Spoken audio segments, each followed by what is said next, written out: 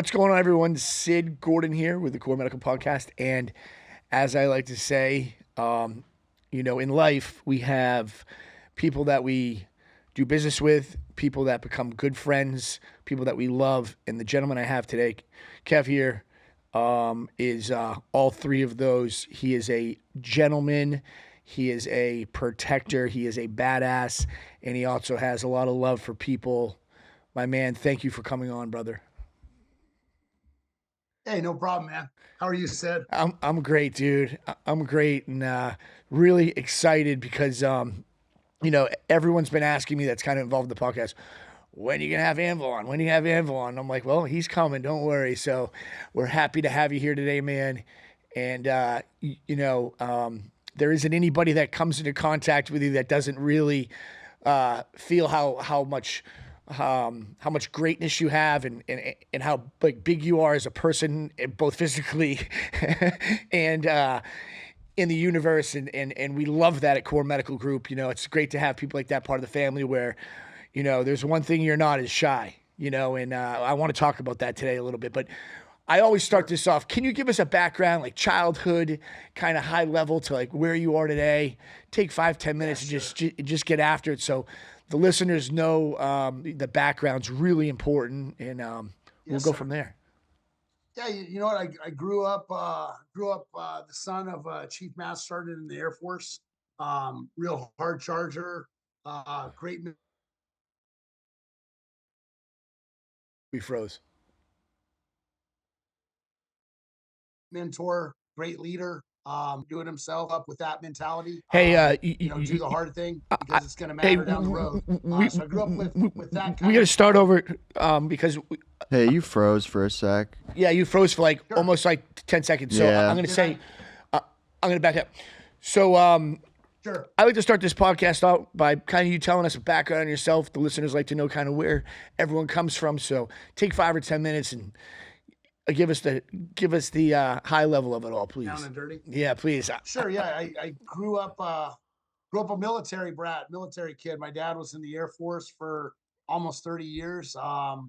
Put Chief Master Sergeant on at 15 years. So half his career, he was at the pinnacle of the enlisted ranks and very, yeah, he is a very military guy. He's an instructor. He wanted me to do the tough things and see them through and not quit. And he pushed me to do hard things to help me as a young man learn that everything has to be worked for that has any value. So I grew up in that environment my whole life, all over the world. Lived in Europe, lived in Arizona and Montana, Germany, England, all over the place, and just got to see the world and other cultures. And again, very fortunate that my parents like made us study those cultures and go out and get into the economy and go on the tours and see how other people live. So I as a young man, I had a really stable upbringing and loving upbringing that was also structured to help me and my sister grow as humans and become citizens that could give back to others and help others and do the right thing instead of watching if something wrong is going on. We'd step up and help, and kind of how I grew up my whole life. So uh, from there, graduated high school. It was not a great. It's not a great scholar in high school. I love sports and I love girls, so I stayed eligible. So yeah, I stayed eligible so It's a I could common theme play in this sports. podcast. Yeah, man. I was not the kid that liked to be in the books. I loved history, but I like to watch history. Like I really like documentaries and seeing and hearing spoken word from a narrator and seeing like action scenes. And I love learning like that. So in school, unless we had like that video projector get pulled in, Yeah. or the TV on the cart, I was somewhere else. I was drawing and I wasn't part of the scholarly stuff. I was only part of the stuff that happened on the football or baseball field. And so I had some rough decisions to make as a young man. I didn't set myself up for success to go to college or anything like that. My grades weren't there. Barely graduated, and it took me an extra semester to graduate because I had so many absences. Um, Worked retail, tried to play baseball, did a bunch of stuff as a young man in my early 20s. And then I just realized, hey, all these things that I think I'm going to be. I think I'm going to be a pro baseball player and, a fashion designer, and all these things that I wanted to do were probably way out of my realm at that point in time. So I asked my dad what he could do for me as far as getting me in the service. We had to get a couple waivers for some things that happened when I was younger, things that I'm not proud of. Got the waivers, had a surgery to take some hardware out of my arm. I had a broken arm, had to get that stuff removed to join. Did all that, joined the military, and became a security forces member or a cop in the Air Force, and did that for almost 11 years. And de- deployed a bunch, led teams, became an instructor, got out and became an MMA fighter for a while. Owned a gym with a friend, like a meathead, strongman gym, MMA gym, and we just ate a bunch of food, lifted a bunch of weights, and wrestled and lifted weights for a number of years until I had to retire. And now I do something totally different. I make jewelry that benefits veterans and first responders and kids. So I've done so many different things in life that are all different and have all kind of shaped me as a man. And hopefully, at this point in my life, as I'm getting a little bit older, I'm starting to realize what's the most valuable in life, and I'm putting my efforts toward that now. Not chasing all the cool stuff anymore like a little kid does or like a young guy does. It's funny how like for me, that shit changed like from like one day to the next. It was like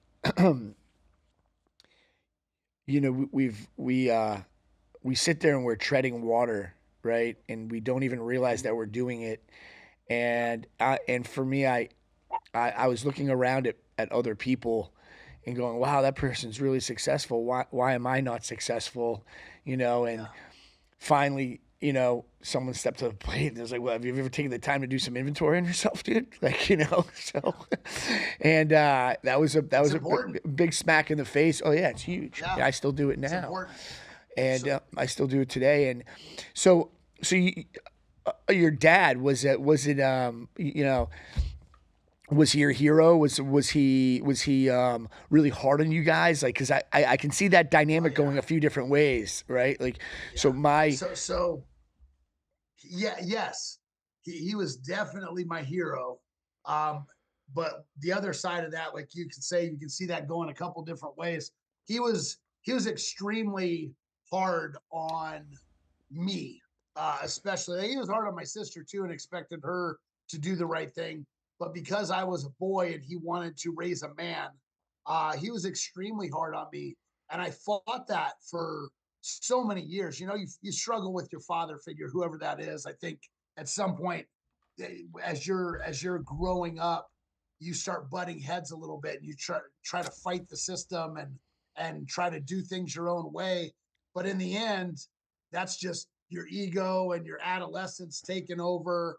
And I think if more people would actually listen and really take in what people that have been around longer and have seen more of and have insight, if young people would not worry so much about their ego and being cool, and they would listen to good advice and apply that. I think it can change your trajectory as a young person much quicker, and you can get to where you can get to those hard goals quicker once you've established that you don't know everything and you shed your ego a little bit. So yeah, it went both ways. I fought it for a while, and then when I realized my dad was probably right, I just kind of let it go and said, okay, let me try this way. yeah, I mean, I try to explain to kids that I mentor, like, hey, listen, man, it's not gonna hurt you to listen to me because I have no skin in the game here, dude. Like, I'm most likely give you better advice sometimes than I can give myself. And I had the same conversation with my stepson Jordan when he started his business. He wasn't leaning on me. Like I was like, Jordan, I've done this like 4 times now, dude. Like, oh, I want to figure it out myself. Well, why is that? Like, listen, I want you to experience failure. I want you to experience suffering, but I also don't want you to completely fail. So when you get to the point of where it's like, oh my gosh, this is getting real serious here, call dad.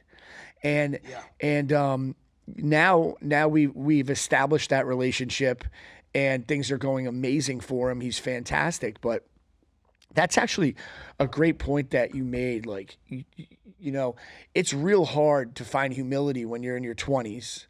And then you Yeah. start to figure out a little bit of it in your 30s, but you're still really fucking embarrassed about yourself by the time you're 40s, looking back at your Sure. 30s. And then you hit 40s and you're like, fuck this. I don't want to have to figure out shit on my own. I'm finding someone that knows all about this, and I'm going to leech onto them Right. and go from there, right? So, 100%. yeah, so It gets tiring carrying all that weight yourself and figuring everything out yourself. You need a team, and you need people around you that you can trust for sure. yeah, 100%. So tell me, because dude, I don't even think I know. Maybe through Nick K or whatever. But how'd you find Core Medical? Okay, so I had reached out to Rocco a few times, Vincent That's right. Vargas, Yeah, you guys are and tight. just messaged him about doing some jewelry for him. I really enjoyed watching his content, his podcasts, and his TV shows, and I sent him some messages and was like, hey, if you ever need to do some jewelry, let me know, and we talked over time. Well, then he started doing his men's group with veterans. So he's got a men's group called Light the Fuse. Yep. And I was struggling. My dad just passed away, and my business was failing during COVID. Just things were not going well, and I was in a real dark spot. And my wife reached out to Rocco and was like, "Hey, Paul's not doing real well. I'd like to figure out how I can get him, onto your into your men's group, or get him some help and guidance from your team." So Rocco called me, and I kind of tried to BS my way through a phone call, telling him everything was okay, and kind of blowing it off. And he just was like, "Hey man, this is your time to talk to me. Quit bullshitting around. What's going on?" And then I just unloaded. I said, "Hey, I'm super sad right now. My dad just died, and I'm trying to figure out life without him, and trying to be the kind of man he was to my kids, and I'm struggling with it. Mhm. My business isn't going good, and I just don't feel like being around it anymore." And he brought me into his group, for nothing. He called you guys, and we did my blood. My blood was at, like, I think my testosterone was at like 81. Um, you guys got my hormones dialed in. I started doing all the stuff with his men's group. I started writing.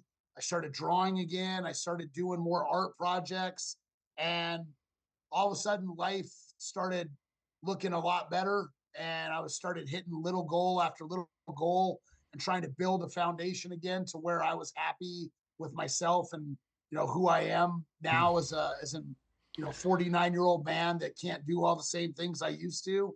And I accepted that, and that's how I ended up meeting you guys. And then from that meeting, I just hit it off with your whole team. Like, everybody I ever talked to was just a wonderful human to talk to, and spend time with, Yep. and it just organically happened that now I feel like I know everyone on your team almost. Well, I mean, pretty close, except for a couple doctors maybe that are in a Yeah, different yeah, region.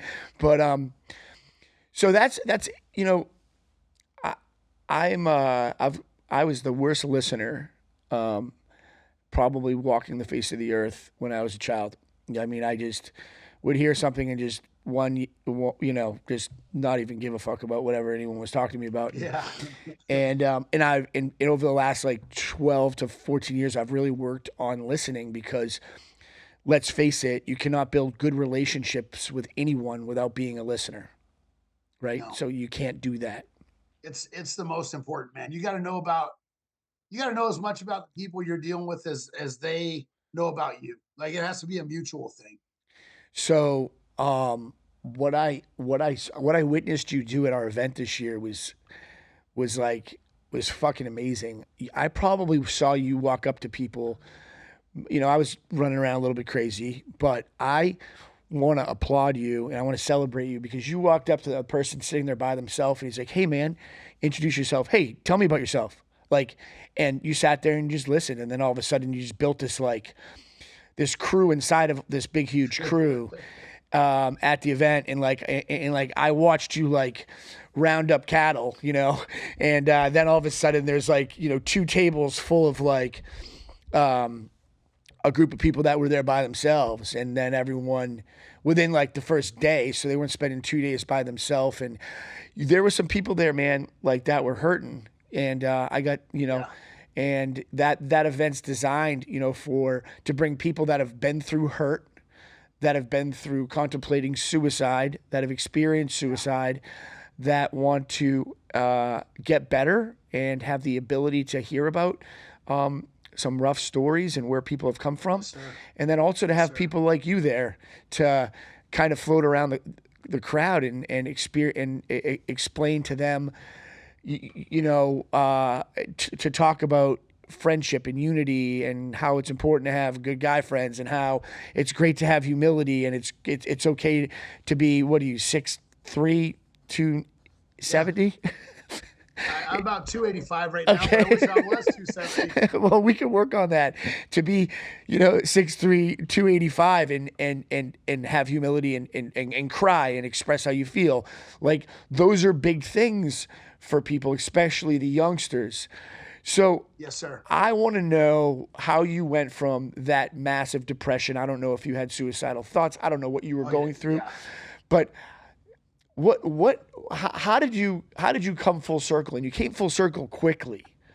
Like, Yeah. I know it was with Rocco, but I mean, was it just like a determination to change that? Like, how do you go from these suicidal thoughts, and then within 3 years be the biggest personality in the room with the most love? I mean, I'll tell you, I'll just be honest with you. It's for me, um, it's my faith, my faith in my God, and my faith in Jesus in the last few years has really helped me with all of my struggles, like putting my effort into really counting my blessings and appreciating them and giving thanks for them, no matter if they're tiny and they don't seem like a blessing. Everything you have is a blessing. Your house, your clothing, food in your pantry, the ability to give your kids a kiss every morning and send them off to school. I really value waking up every day, looking over and seeing my big old dog look at me, like waiting for me to let her out and go play, and giving me a big kiss in the morning. I look for those things every day that make me smile, and I try to be in the moment during those things. And I've really concentrated on that since getting my hormones dialed in with you guys, and since working with Rocco and writing and creating again. I'll honestly say it's just been my faith. I've turned it up. I'm lifting again, and that's a big thing for me. Yep. If I stop working out, my body does weird things. My joints hurt. My brain gets foggy. I get irritable. I get fat and bloated and depressed. And so faith in working out, and then being surrounded by good people like my wife and people like you guys. So, gratitude wise, I had this funny thing. I remember when I got my driver's license in years and years ago. I remember if I wanted to go somewhere, there were times to where like I'm looking in the sofa for quarters to put gas in the car, um, trying anything I can possibly do and then my car was always on empty, right? Always Yeah. on empty. And I wasn't living the cleanest I could have been. I could have been, but I wasn't really taught right as a child. Mm-hmm. My mom did the best that she could do. I surrounded myself with 8 dudes growing up in Boston. Then I ended up veering off and doing some real dumb shit. And then when you're surrounded by amazing things, typically I've noticed amazing things happen to you. When you're surrounded by evil things, typically you're involved in some evil shit, right? It's very Yes, simple, sir. very simple. Yes, sir. So,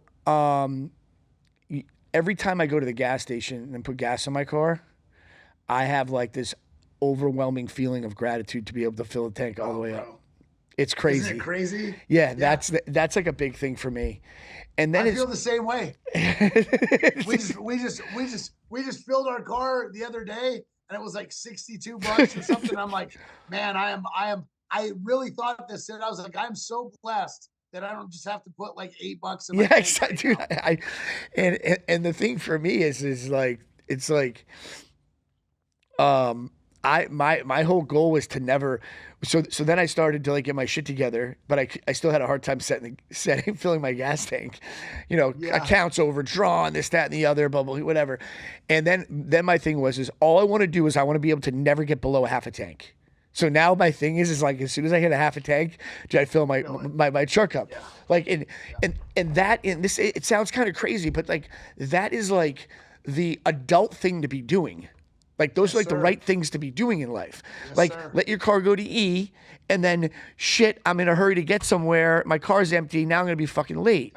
No, dude. Every time. Stay ahead of that shit. Like and that stuff trickles down into multiple different avenues inside of your life, right? So and then what happens is you for me, and then you can jump in on this. I think I've told this story a while ago, but when I moved to Florida, I was broke as shit. Whatever. And this dude takes me out to eat at this place called New York Prime. I was going to work for him, and when I was growing up, we used to eat like a big chunk of like uh, steak. I don't know what kind of steak it was, but my mother would beat the shit out of it, and we'd all split it. And I'm telling you, Yeah. dude, I never had a filet mignon or a ribeye ever in my entire life when I lived in Massachusetts. It just never fucking happened. So Yeah. he takes me out to eat, and I get to go to this restaurant, and I have a filet mignon. And he ordered for me. I had no idea what was going on in the menu. I look like a homeless person in the place, whatever. Which I still go Yeah. there, but I still go to the same place looking homeless, and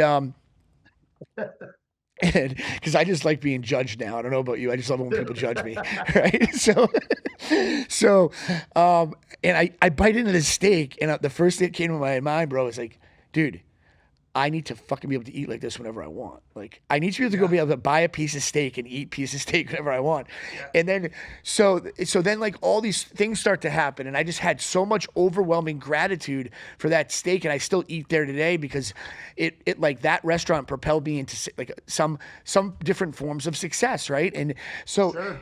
it's kind of cool, but so now I want to jump into like your success right now because like you have like probably some of the coolest shit going on. Like the jewelry that you do and like the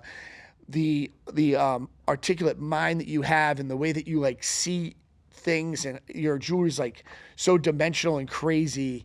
There's a link. There's gonna be a link below to check out all the stuff. But talk to us about your Thanks. business. Tell us about your business and really tell us about your business. Okay. So about, I'll do it Can I get a quick. tissue? I'll give you a whole backstory, but it'll be fast.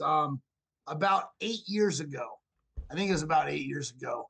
Um, I was working for a company that I made really good money with. I was doing all their road shows, going to bike rallies, and doing cruises and different things, taking this company's jewelry on the road and selling it. And I was one of the main sales guys in this company, and I did all the road shows. I managed the road. So we were gone all the time, and I got paid pretty well.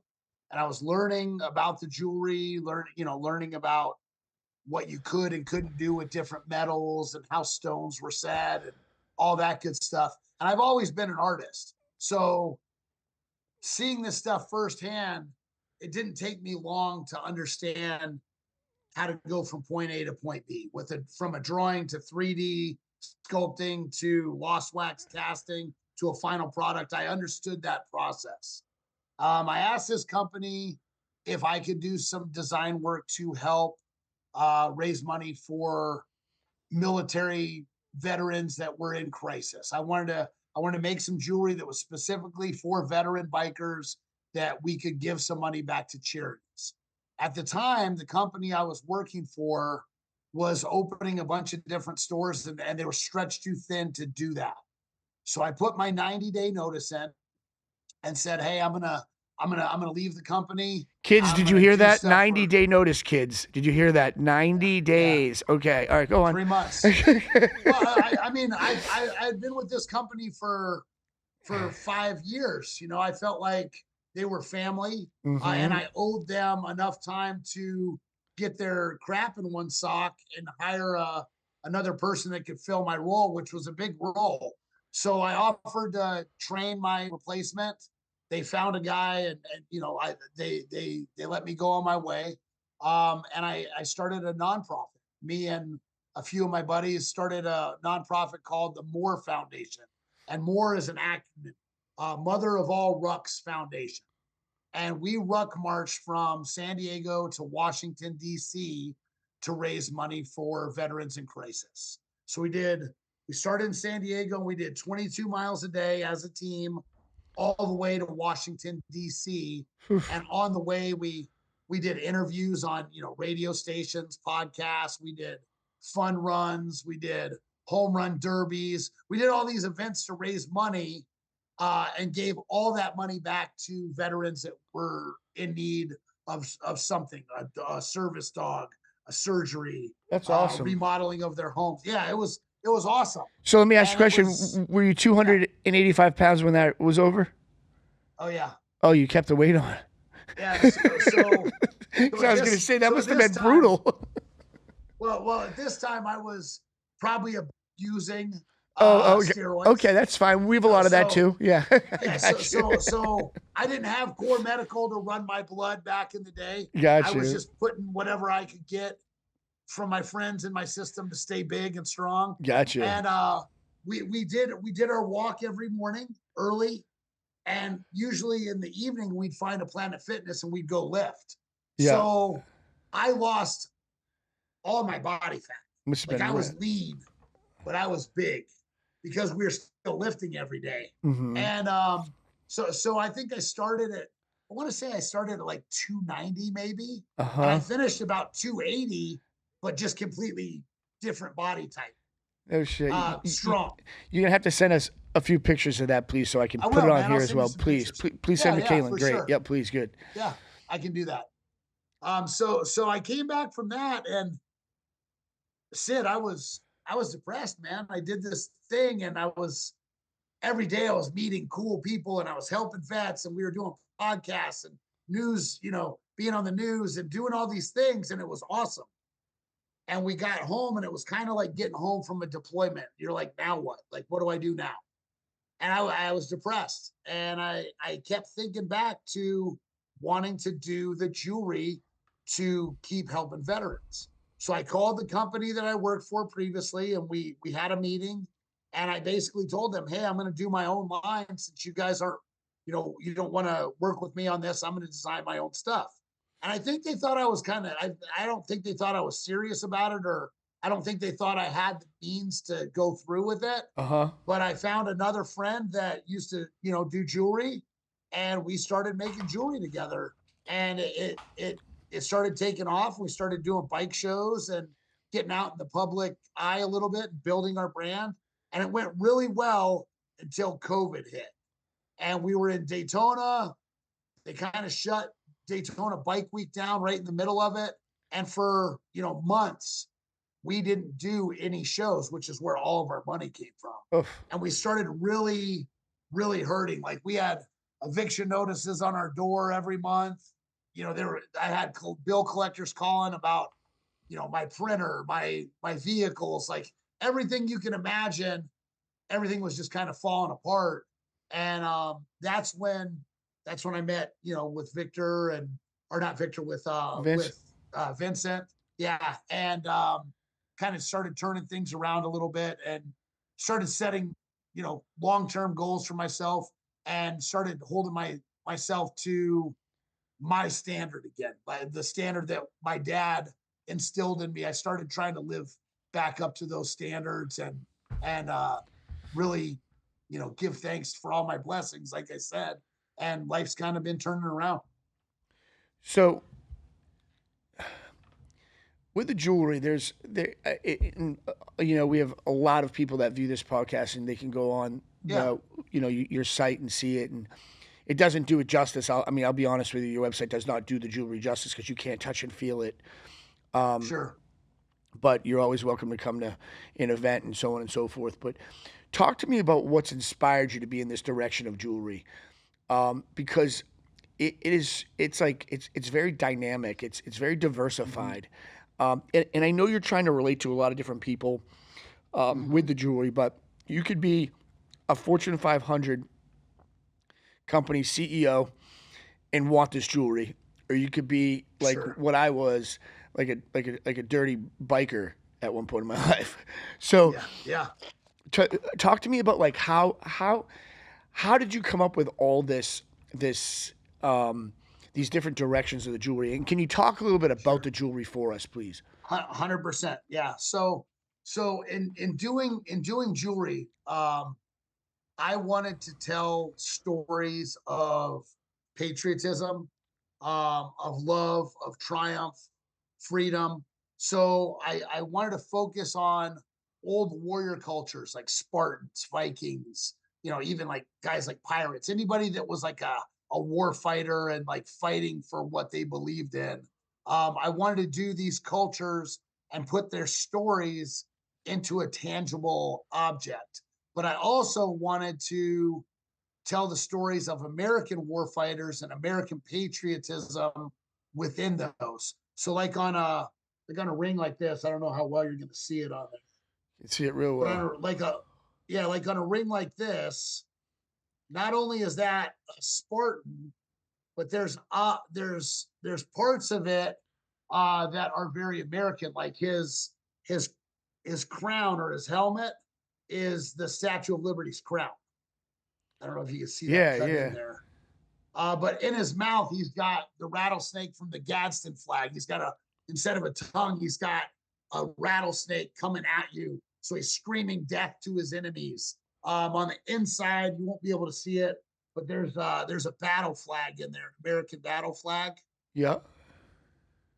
So I am trying to put some Americana into these warfighter pieces, so that you can wear the battle. And we cast in silver, gold, brass from spent brass shell casings, and bronze.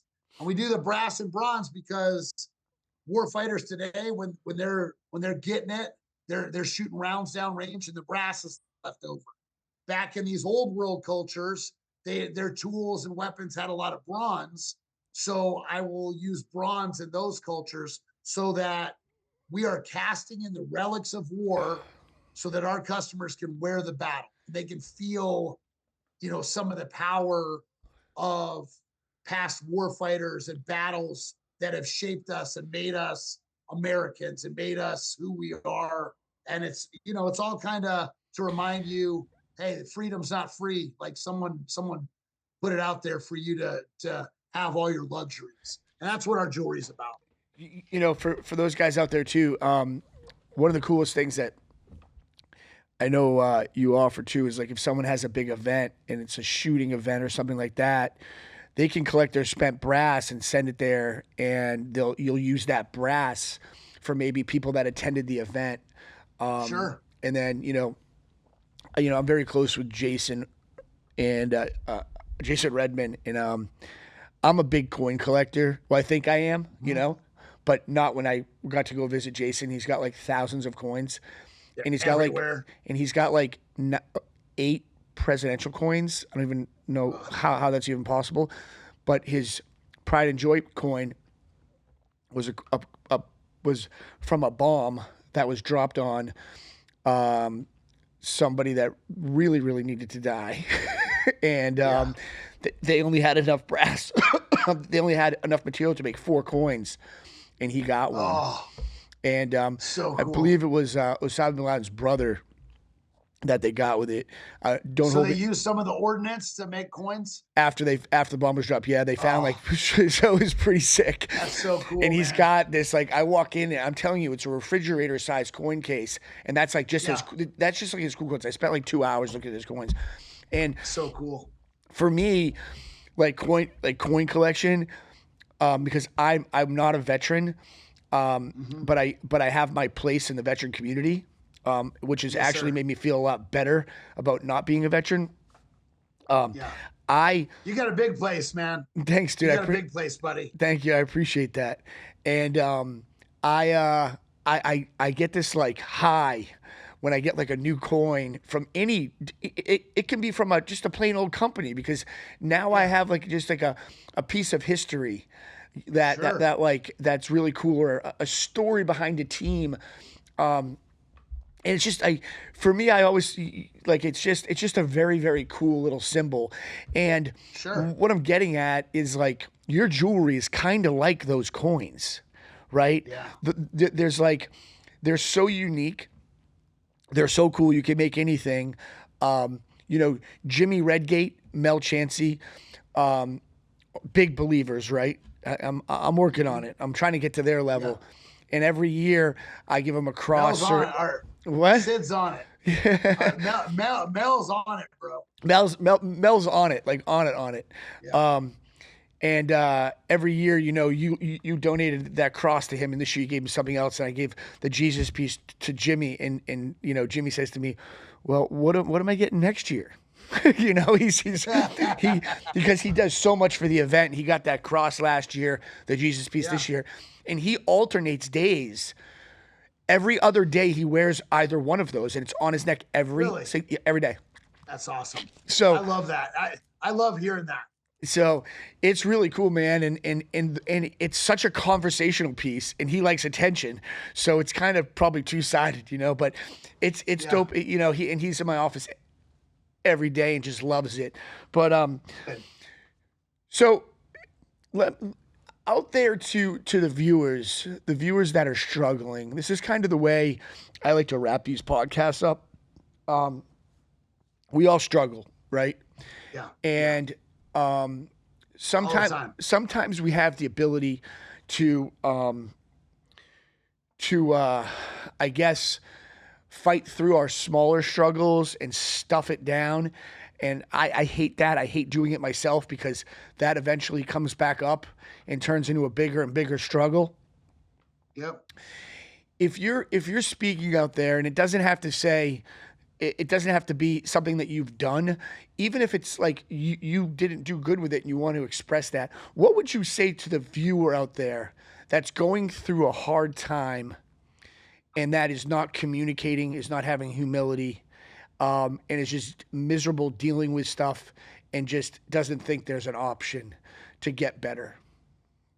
You know, I think anyone that's struggling and anyone that's lost their faith and thinks their world is coming to an end for whatever reason, relationship struggles, money, kids, work, depression, whatever it might be, um,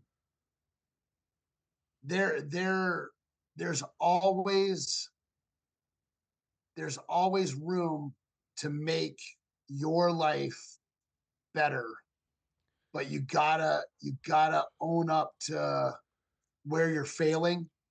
You got to own up to your faults, and you got to forgive yourself for them. You got to figure out, why you're pushing people away in relationships, why you're depressed, why you're sick, why you're not happy. You got to really take a deep dive into yourself and be honest with yourself, and you know quit telling yourself lies to kind of smooth over things that are hurting you and keeping you down. If you're overweight, you're overweight. If you know you need to get up off the couch and go lift, you need to go do it. If you need to work harder at work, or invest more time with your kids, or invest more time in yourself, we all know what we need to do, but we don't listen to ourselves. We take the easy route because it's easier to sit on the couch and eat and watch TV and drink and do whatever. Once you start replacing those bad habits with healthy habits and you believe in yourself and you understand that no one's perfect and you accept that, you can start setting goals for yourself to get better every day, to get happier every day, to live a better life for yourself. And then you can do it for others. And when you start doing it for yourself and others every day as a rule and as your norm, then those little problems don't seem to matter as much because you can handle them. You're stronger. And they never get to be these big compounded, mountainous obstacles. You keep them small and destroy them as they come and keep the right attitude and life gets better. So I don't know if that answers your No, question. that's great. The reason why, I mean, I asked you specifically this is because I know you went from, being on the a light diffuse team to actually now coaching and and helping. And I have to tell you, like, I have Mel in my life, and I have Jimmy and a couple other guys that I am constantly when I'm battling stuff, because not to sound arrogant, but unfortunately, I have to be very careful who I show my fear with and my weakness with, and Sure. and which is a shame, but it's true. You're just somebody that would like fall in that category for me. That like I could appreciate that. and I think, guys, if you're out there, guys, and you need some help, this is a man that definitely has answers from experience and learning. I've been for some Screwing up a lot. yeah, exactly. And the last thing I want to say is, we have been responsible for changing people's mental dynamic due to suppress hormones and not understanding why they're sick and suicidal thoughts. And I can't say that we haven't had patients that have committed suicide. I know of other people that just haven't come aboard. And 70% of people that are vets that commit suicide have very low testosterone, and they're on psych drugs and all this other stuff. And I'm a victim of my father committing suicide. And I say a victim because the ripple effect of suicide is tremendous. Now I'm at the point, I was in the truck with my daughter the other day. She's 4. She goes, "What happened to your dad? Why haven't I met my grandfather?" And she's 4. And I have to wait a little while to explain that now. And, there's, if you think about being able to walk into that house where that suicide happened and the wife having to face that room, that it just never goes away when you lose a loved one to that. So it's very important that we find good people in this world to communicate our problems with, to avoid shit like that. So guys, if you're out there, this is a guy that can definitely help you out, and he is willing. And dude, I want to thank you so much for everything. Thank you. And I look forward to seeing you. I love you, brother. And we'll be talking soon, bro. Love you too, bro. Thank you. All right. Thanks, Sid, for spending this time with me today. Absolutely. Bye-bye. Out here.